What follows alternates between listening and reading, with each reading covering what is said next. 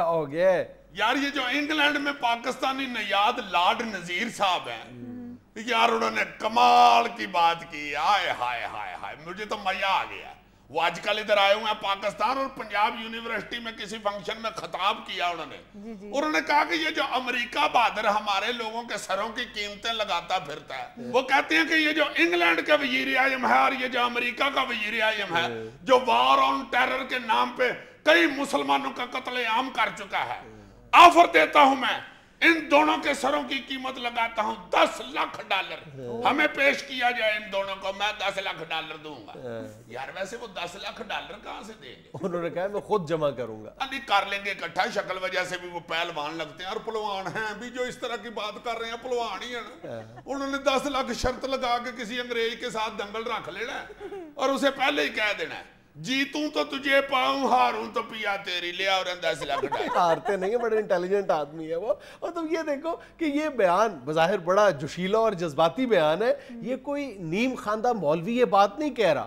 برطانوی house of Lords کے جو تاحیات رکن ہے لارڈ نذیر وہ یہ بات کر رہے ہیں تو کچھ نہ کچھ تو اس کے معنی ہوں گے نا ایسے ویسے میں نہیں یار انہوں نے دیکھو ایک فکر میں امریکہ اور انگلینڈ کی پوری چلاکی کھول کے رکھ دی ہے جیسے کوئی سیانہ مستری فٹاٹ انجن نہیں کھول کے رکھ دیتا یار کیسی انہوں نے بات کیا انہوں نے کہا جی کہ یہ جو اوباما ہے نا یہ انتخابات میں فتح حاصل کرنے کے لیے ایران پہ حملہ کر سکتا ہے مگر یہ جنگ جیتی نہیں جا سکتی اور یار انہوں نے یہ بھی کہا کہ اگر یہ امریکہ ایران کی ایٹمی ٹیکنالوجی کے حصول کے خلاف ہے تو پھر اسرائیل سے بھی بات کریں اس کو بھی کہے کہ ختم کرا یہ اسرائیل اس کا پھوپھی کا سب سے بڑا پتر ہے یورپ میں بیٹھ کے ایک مطلب ہاؤس آف لارڈز کا ممبر اس طرح کی بات کر رہا ہے یہ بڑی قابل تعریف ہے مطلب کچھ نہ کچھ اگر کسی کے پاس سبسٹینس ہو دلیل ہو تو یورپ میں بیٹھ کے یہ بات کی جا سکتی ہے نا بالکل بالکل یار امریکہ اور انگلینڈ کو ذلیل کرنے کے لیے دلیل بہت ضروری ہوتی ہے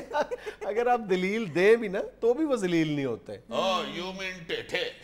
تم دیکھو نا ہم جب بھی کسی کی پالیسیز پہ کسی ملک کی پالیسی پہ تنقید کرتے ہیں فوری طور پر باہر سے تو تم چھوڑو اندر سے ہی ہمارے دوست ہی کہنا شروع کر دیتے ہیں جناب آپ جذباتیت کا شکار ہیں بہت زیادہ مجھے سمجھ نہیں آتا کہ امریکی مظالم پر بات کرنا مظلوم کسی بھی مظلوم قوم کے حق میں بات کرنا یہ جذباتیت کہاں سے آ جاتی ہے اور یار یہ تو تم باہر کی باتیں کر رہے ہو نا ہمارے اندر یار پروگرام کی بات کر لو کئی بندے ملتے ہیں بھائی جی حسبے آ لے آپ اچھا ویسے آپ نون لیگ سے میرا خیال ہے پیسے پکڑ بیٹھے ہوئے آپ ان کی بات نہیں کرتے ذرا سا آگے جائیں دوسرا بندہ ٹکر جاتا ہے بھائی جی آپ نے پیپل پارٹی سے پیسے پکڑے ہوئے اس سے تھوڑا سا آگے جائیں تو کہتے ہیں خیر ہے پروگرام میں عمران خان کو ہی خوش کرتے رہتے ہو تم ایک بڑی دلچسپ بات بتاؤں تمہاری جان تو چھوٹی ہوئی ہے نا فیس بک کے عذاب سے تم تو دیکھتے نہیں ہو کیا ہو رہا ہے میں تو فیس دیکھ کے اندازہ لگا لیتا ہوں کہ بندہ کس طرح کا میں نے ابھی 2-3 دن پہلے فیس بک پہ اپنے ویورز سے ایک کویسچن کیا تھا کہ مجھے اپنی آنسٹ اوپینین دیں کہ کیا آپ کو حسب حال دیکھتے ہوئے جانبداری کا احساس ہوتا ہے تم یقین کرو کہ الحمدللہ یہ بہت بڑا کریڈٹ ہے ہمارے لیے کسی بھی شو کے لیے بہت بڑا کریڈٹ ہے کہ آلموسٹ 85 اگر میں محتاط انداز میں کہوں تو 85 یا 90% لوگوں نے کہا ہے کہ نہیں ایسی کوئی بات نہیں ہے لیکن وہ جو باقی 10% ہوتے ہیں وہ اتنے ووکل ہوتے ہیں اتنا زیادہ شور مچا دیتے ہیں کہ آپ جو ہے بات کرتے ہوئے گھبرانے لگتے ہیں اور اس میں بھی جو باقی 10% کمنٹس ہیں وہ بڑے دلچسپ ہیں کئی لوگوں نے یہاں تک کہا ہے کہ آپ پیپلز پارٹی کے لیے اتنے سافٹ کیوں ہیں اور کئی لوگوں نے کہا ہے کہ جناب آپ نون لیگ کے لیے بہت سافٹ ہیں کئی لوگوں نے کہا ہے کہ جناب آپ عمران خان کی تعریفوں میں یعنی ان کے کلابے ملانا شروع کر دیتے ہیں یعنی دونوں طرح کی آ رہا ہے باقی 10% میں لیکن یہ میرا خیال ہے کہ بہت اطمینان کا باعث ہے ہمارے لیے کہ 85 یا 90% لوگوں نے کہا ہے کہ نہیں آپ کا شو جو ہے بالکل غیر جانبدار ہے حالانکہ ذاتی طور پر میں کوئی غیر جانبداری کو اپنے لیے بہت بڑا میڈل نہیں سمجھتا میں یہ سمجھتا ہوں کہ کئی ایسے موقع ہوتے ہیں جب جانبداری کا مظاہرہ جو ہے وہ ہم پر فرض ہو جاتا ہے میں تو اکثر کہتا ہوں کہ ہم پاکستان کے لیے جانبدار ہیں ہم اپنی جو روایات ہیں اپنی جو ہماری ویلیوز ہیں جو جن کو ہم مشرقی اقدار کہتے ہیں ان کے لیے ہم بالکل جانبدار ہیں ہاں ملک کے لیے جو اچھا ہے اس کی بات کرو اس طرح کی بات کرو جو ملک کی بہتری کے لیے دوسری بات کر کے تو ہمیں اس وقت شطر کھانے والی بات ہے اچھا کئی لوگوں نے یہ بڑے حقیقت پسندانہ کمنٹس کیے ہیں کہ عزیزی جرات مندی کے ساتھ بات کرتے ہوئے ڈرتا ہے، اس کی کیا وجہ ہے؟ کیا کہا؟ جرات مندی کے ساتھ بات کرتے ہوئے ڈرتا ہے؟ کس طرح جرات مندی کی بات کروں؟ تم کوئی تبصرہ کرو تو اوپر سے پہلے دلاتے ہی ماروں، پھر بیٹھ کے تو تبصرہ کرو. ہاں جی بات یہ ہے. ویورز کی رائے کا احترام کرنا چاہیے، اپنے تبصرہ بازی نہ شروع کر دو. کئی لوگوں نے مرشد کے نام پر جو تم دھمال ڈالتے ہو اس پر بھی لوگوں نے اعتراض کیا. مرشد کے جاؤ، مرشد کی تمہاری دھمال ڈالتا. تم یہ کہو کہ مرشد کی تمہال ڈالتا ہوں، مگر مرشد کے متعلق کو بات ہو تو وہ کرتے ہوئے کبھی ڈرتا ہوں. پھر بتاؤ تو. اب ویورز کو یہ بتانا پڑے گا کہ دھمال ڈالنا اس کا شوق ہے اور خبر پر تبصرہ کرنا اس کا فرض ہے. کئی ویورز جو ہے وہ تمہاری دھمال کو نہیں سمجھتے. بس یار میں کیا کروں، حالانکہ دھمال ایک پروٹوکول ہوتا ہے. جیسے کوئی بڑا بندہ جا رہا تو اس کے آگے پروٹوکول والے جا رہے ہوتے ہیں نا، اس طرح وزیر اعظم کی بات ہوتی ہے تو میں دھمال ڈال کے پروٹوکول دیتا ہوں. میں تو تمہیں ایسے تنگ کر رہا ہوں. الحمدللہ ہمارے ویورز کی اکثریت نے بہت واضح الفاظ میں ہمیں کہا ہے کہ آپ لوگ حسب حال جب بھی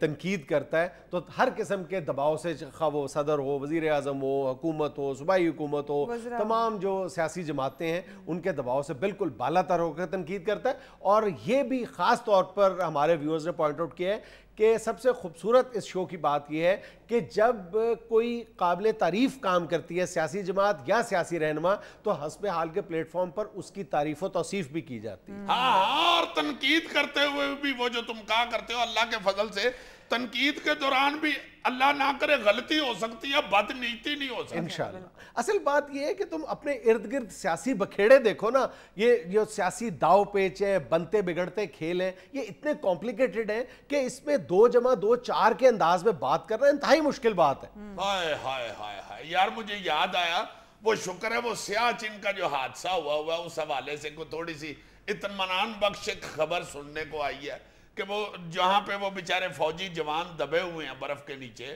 وہاں سے اب چند فٹ تک کا فاصلہ رہ گیا. ریسکیو ورکرز وہاں تک آلموسٹ پہنچ گئے. اب دعا یہ کرنی چاہیے کہ اللہ تعالیٰ کوئی معجزہ دکھائے اور وہاں پر ہمارے جو بھائی ہیں وہ زندہ مل جائیں. ایمان سے پا جنید، میرا تو اس دن سے دل کر رہا ہے کہ بس پکڑوں تو وہاں پہنچ جاؤں، وہاں جا کے بے شک میں کچھ نہ کر سکوں، وہاں ان کے سرانے کھڑا ہو جاؤں. بس پکڑ کے تم پہنچ نہیں سکتے نا، وہاں پر وہ پہنچ سکتے ہیں جن کے پہنچنے سے وہاں جو ہمارے پاک فوج کے جو ریسکیو ورکرز ہیں کام کر رہے ہیں ان کے مورائل پر اچھا اثر پڑ سکتا ہے. اور میرا خیال ہے کہ ان لوگوں کو پہنچنا چاہیے. تمہیں پتہ ہے سب سے پہلے سیاچن کے محاذ پر کون سربراہ مملکت پہنچی تھی؟ کون؟ محترمہ بے نظیر بھٹو صاحبہ.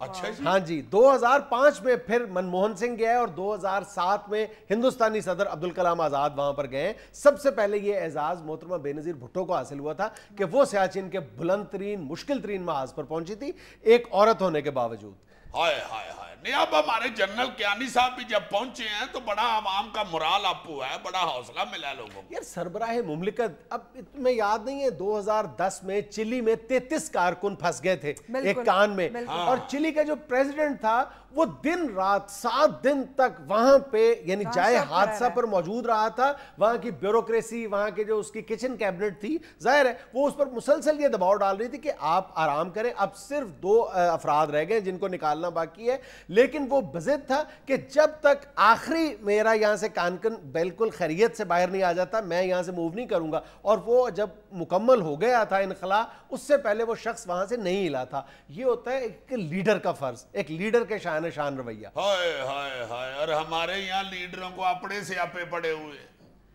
ناظرین، یہاں میں لینا ایک چھوٹا سا وقفہ، ہمارے ساتھ رہیے گا.